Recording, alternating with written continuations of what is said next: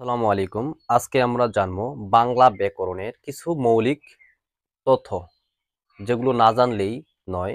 এবং এই তথ্যগুলো থেকেই বিভিন্ন ধরনের চাকরি পরীক্ষা এবং বিভিন্ন ধরনের অ্যাডমিশন পরীক্ষা এবং বিভিন্ন ধরনের প্রতিযোগিতামূলক পরীক্ষায় বা বিভিন্ন ধরনের জব এক্সামিনেশন পরীক্ষাগুলোতেই সবসময় এই তথ্যগুলো থেকেই বেশ কিছু প্রশ্ন হয়েই থাকে।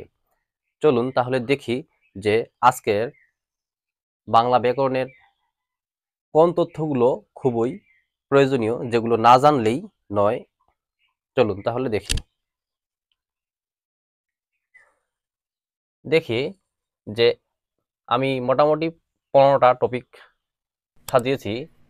এই 15টা থেকেই বিভিন্ন ধরনের পরীক্ষা হয়ে থাকে। তাহলে এক নম্বরে কি আছে, যে ভাষার মূল উপকরণ কি? বাক্য।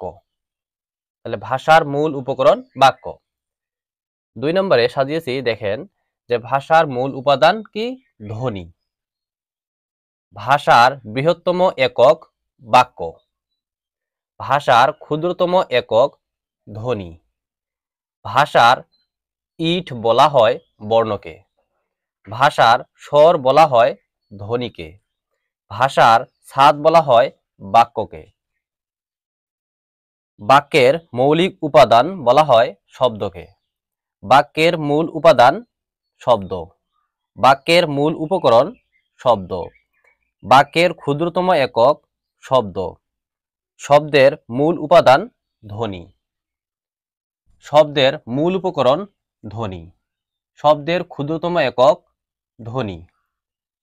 ধ্বনি নির্দেশক চিহ্ন বর্ণ। এই 15টি থেকেই বিভিন্ন ধরনের পরীক্ষায় বিভিন্ন ধরনের প্রশ্ন হয়ে থাকে। যেমন ধরেন, যদি বলা হয়ে থাকে যে ভাষার ক্ষুদ্রতম একক কি, তাহলে আমরা একটু আগে বললাম যে ভাষার ক্ষুদ্রতম একক হচ্ছে ধ্বনি। আবার ভাষার মূল উপকরণ কি? বাক্য। ভাষার মূল উপাদান কি? ধ্বনি। আবার ভাষার ছাদ বলা হয় কোনটিকে? বাক্যকে। বাক্যের মৌলিক উপাদান বলা হয় কোনটিকে? শব্দকে। বাক্যের মূল উপাদান বলা হয় কোনটিকে? শব্দকে। এইভাবে বিভিন্ন ধরনের পরীক্ষাগুলো থেকে এই সব বিষয় থেকে কোশ্চিন হয়েই থাকে।